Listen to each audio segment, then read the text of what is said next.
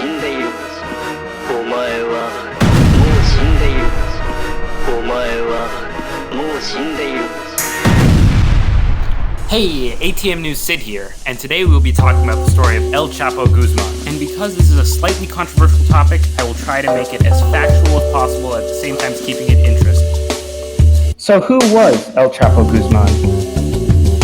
Joaquin Guzman, major drug lord, leader of the Sinaloa cartel, and on Forbes magazine's list of billionaires 2009 with an estimated $1 billion in known assets. Many people know his name and the story of his escape from prison, but not many know details of his many great feats of hard planning and luck that led to his name not only being known around his home country of Mexico, but all around the world. From his difficult and remarkable rise through the drug-dealing ranks, to the folklore and stories spread about him, and the many ways he gave back to his home country, and most of all, his many great escapes and evasions of capture that sound like they could have been pulled right out of a fiction story, El Chapo Guzman has almost become as much of a legend as a person, with an almost mythical status to the Mexican people, who saw him more as a folk hero than a criminal.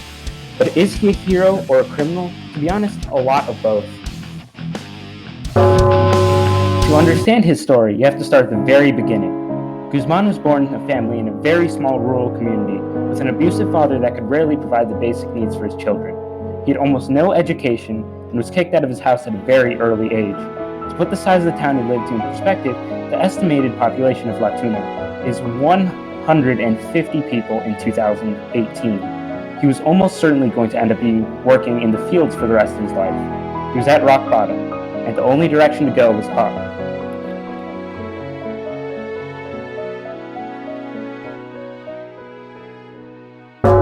Introduced by his cousins, he began his drug-dealing career working for Miguel Angel Felix Gallardo, one of Mexico's largest drug dealers at the time.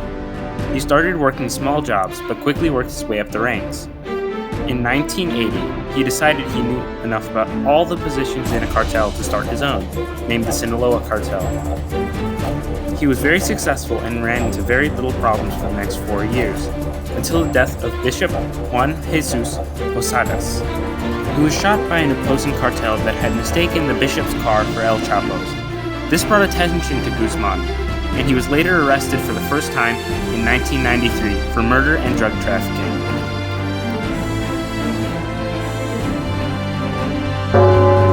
But this wasn't the end of his drug-dealing career, only the beginning.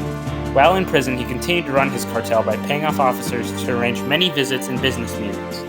In 2001, Guzman decided to leave, so he bribed his way out of Puente Grande prison by paying off guards to sneak him out in a laundry truck. No one contested as he easily made his way outside the prison walls. As you can imagine, this humiliated the Mexican authorities, who then began to hunt him down. But in 2014, he managed to evade them again, as he escaped a raid on one of his many homes through a tunnel under a bathtub raised by a hydraulic arm. This contraption allowed him to disappear, but he didn't make it very far. He was later swiftly captured for the second time in a beachside hideaway and was thrown to Mexico's highest security prison. But he wouldn't stay in prison for long. Only 14 months after his capture, he put an elaborate plan into action. His cartel got their best tunnel diggers and engineers to work. The plan was to dig a tunnel that would have to stretch over a mile in distance under his cell. When he went down the hole, it led down into a lighted and ventilated tunnel with a modified motorcycle hooked up to a railway 35 feet underground, and more than a mile long. He had managed to escape yet again.